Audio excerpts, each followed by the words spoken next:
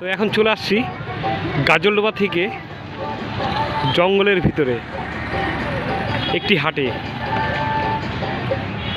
হাটটির নাম হলো সরস্বতীপুর হাট।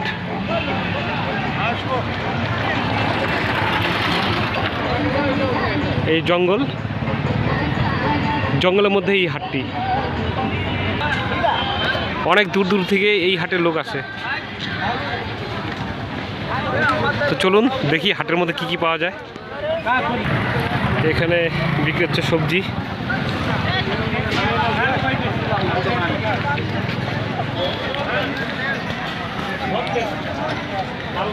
কাঁঠাল,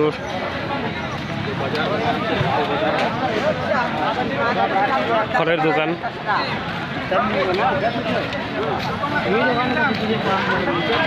মশলার দোকান,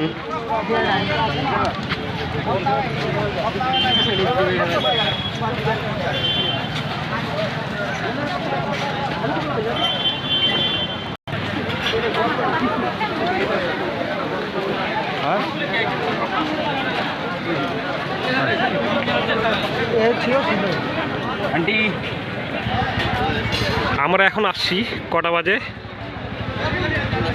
5টা। হাট মোটামুটি শেষের দিকে। আরও 1 ঘন্টা আগে আসলে প্রচুর ভিড় পাওয়া যেত। দেখতে পাচ্ছেন কত মোটরসাইকেল। এখানে অনেক দূর দূর থেকে লোক আসে এই হাটে। এত বিখ্যাত এই হাটটি। দেখতে পাচ্ছেন হাটের ঠিক পাশেই জঙ্গল। এই জঙ্গল থেকেই মাঝে মাঝে চলে আসে হাতি।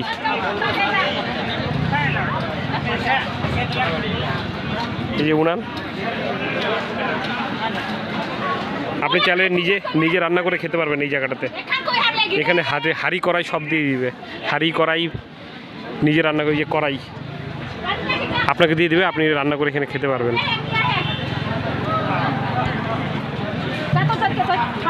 সব ভাড়া দেয়, হাঁড়ি কড়াই সব ভাড়া দেয়। এখানে এক দাদা নিজেই রান্না করছে। দাদা মাংস রান্নবেন নাকি? মাংস রান্না করবে, নিজেই রান্না করে খেতে হয় এখানে।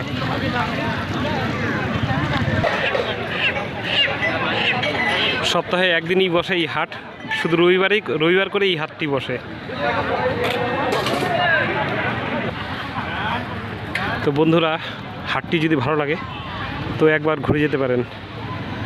এখানে মাছ, মাংস, সবজি থেকে শুরু করে সবই পাওয়া যায় এই হাটে।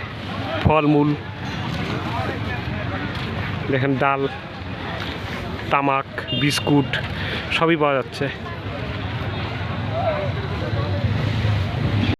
দেখেন হাটের মধ্যে জামা কাপড় পাওয়া যাচ্ছে। তো জঙ্গলের মধ্যে যে এত সুন্দর একটি হাট আছে তা অনেকেরই অজানা। কিন্তু এখানে দেখছেন প্রচুর ভিড়। পাশেই জঙ্গল, মাঝে মাঝে হাতির দল চলে আসে।